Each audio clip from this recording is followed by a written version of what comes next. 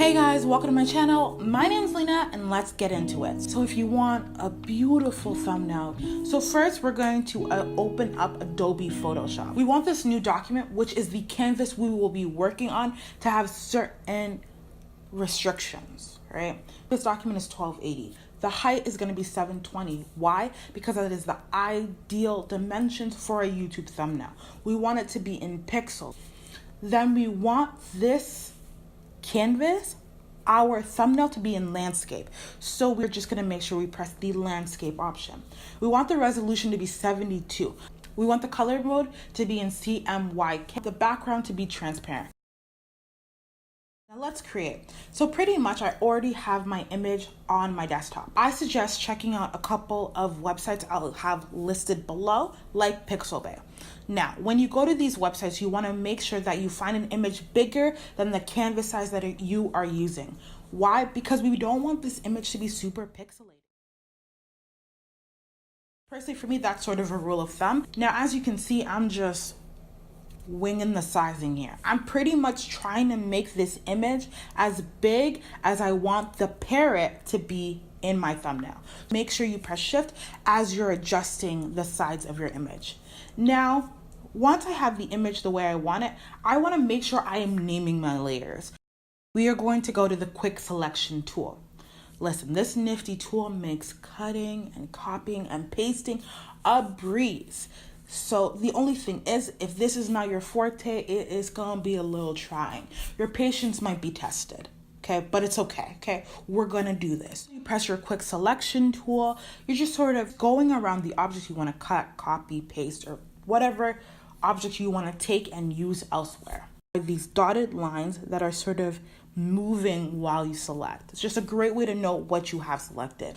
Please be patient, y'all. So now I've selected everything. I'm gonna copy the parrot, Command C. I'm gonna go to that parrot head layer, make sure it's selected. Now I'm gonna press Command V to paste. So now we're on this new canvas and we can start editing the parrot itself. So if you want to make sure that you're able to sort of edit your parrot without the stress of having to see what you've already done, make sure you go to the layer that you do not want to see and just press that little eye beside it. It'll hide that layer. So we are going to take the shape tool, which is towards the bottom of our toolbar. We are going to press the corner at which we want this shape to go down to where we want this shape to end. As I've expanded it, the only thing that you can see is that there's nothing in the background. There's nothing on the inside of this shape, but there is something around it. So that is the stroke. If you look at the top of your page, you'll see that you have something called fill, stroke, a little line, and pretty much this is where you can adjust that shape. The reason why this parrot head is in front of the shape is because the parrot is on top of the background. If you go to the left hand side, you'll see that there's a T for the text tool. Select the T, the corner you want the text to start at, down to where you want it to end. Now, this is where it gets a little more fun.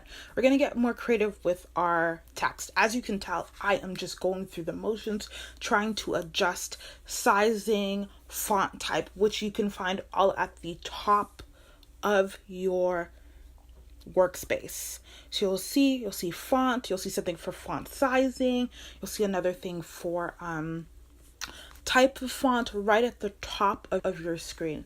Now, as I'm adjusting it, I'm just playing around. See, the thing is, when you're creating with text, usually it's you sort of adjusting and trying to find the best sort of setup for your text. Now, as you can see, I'm just going through the motions, trying to find the right fit. When it comes to thumbnails, you want to save two versions of it. So what you're going to do is you're going to press File, Save As, and you're going to make sure at the bottom of your Save As screen, where you're selecting where you want to save your thumbnail,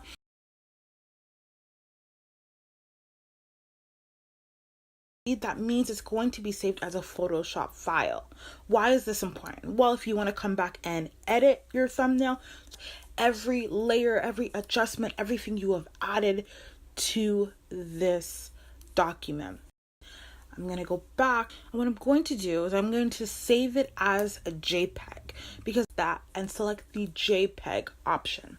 So once that is saved, rename it, save it in a place you know you can access it, and that is how you're going to upload it to YouTube.